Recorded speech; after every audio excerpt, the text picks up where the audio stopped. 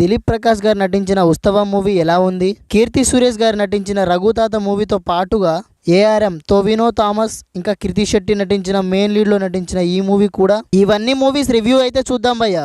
వీడియోలోకి వెళ్లే ముందు మన ఛానల్ కి జస్ట్ మీరు చేయాల్సింది ఏం లేదు, జస్ట్ కామెంట్ ఒకటి చేయండి చాలు అంతే. ఆ లైక్ వద్దు, సబ్స్క్రైబ్ వద్దు, జస్ట్ కామెంట్ చేయండి అంతే చాలు. చాలా లేట్ అయిపోయినట్టుగా ఉంది, ఈ వీడియో 5 minutes కి పైగా ఉంటుంది, చూసేయండి అంతా.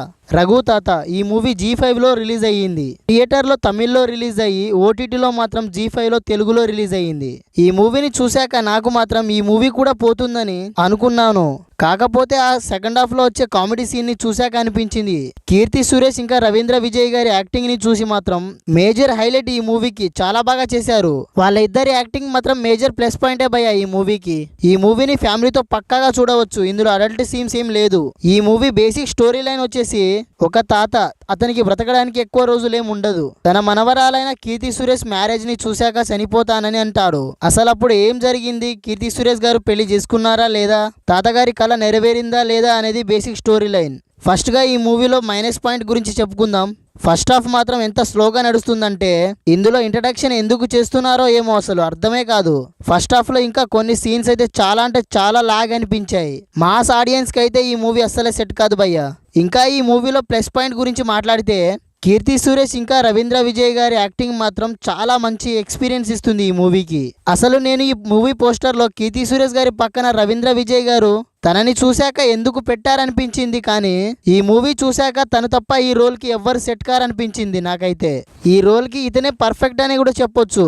ఇంకా సెకండ్ హాఫ్ మాత్రం చాలా బాగుంటుంది. ఎగ్జామ్స్ లో కాపీ కొట్టే సీన్స్, పెళ్లి సీన్స్ మాత్రం చాలా బాగుంటుంది. అలాగే క్లైమాక్స్ కూడా అంతే. సినిమాని 90s బ్యాక్ డ్రాప్ లో చాలా బాగా చూపించారు. బీజిఎమ్స్ అయితే చాలా బాగుంది. రఘుతాత మూవీ మాత్రం చాలా తక్కువ రన్ టైమ్ తో ఉంటుంది, చూసేయండి.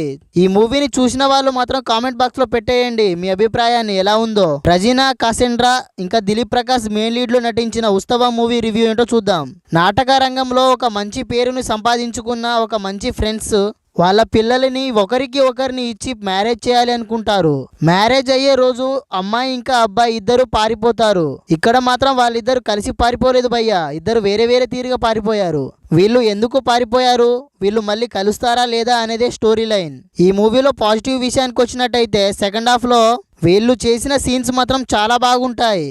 ఇంకా మ్యూజిక్ ఇంకా సాంగ్స్ మాత్రం చాలా చాలా బాగుంటాయి. ఇంకా ప్రొడక్షన్ వాల్యూస్ అయితే చాలా రిచ్ గా ఉంటుంది భయ్యా.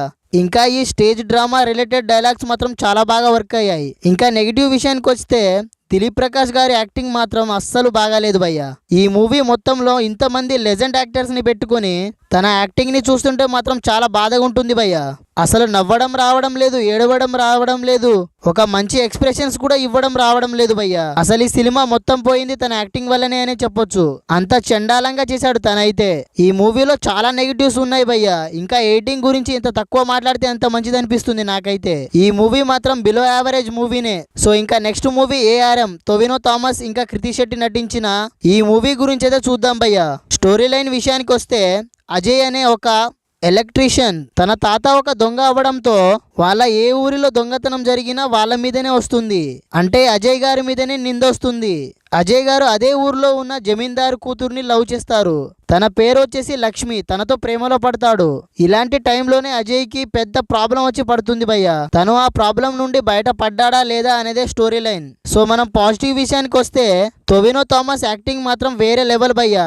మొత్తంగా 3 క్యారెక్టర్స్ ఉంటాయి. అందులో ఒక క్యారెక్టర్ చిన్నది అయినా మిగతా 2 క్యారెక్టర్స్ మాత్రం చించేశాడు భయ్యా. అది మాత్రం చాలా బాగా చేశారు ఆ 2 క్యారెక్టర్స్ మాత్రం. ఈ మూవీ మొత్తాన్ని తన భుజం మీద పెట్టుకొని నడిపించాడని చెప్పొచ్చు.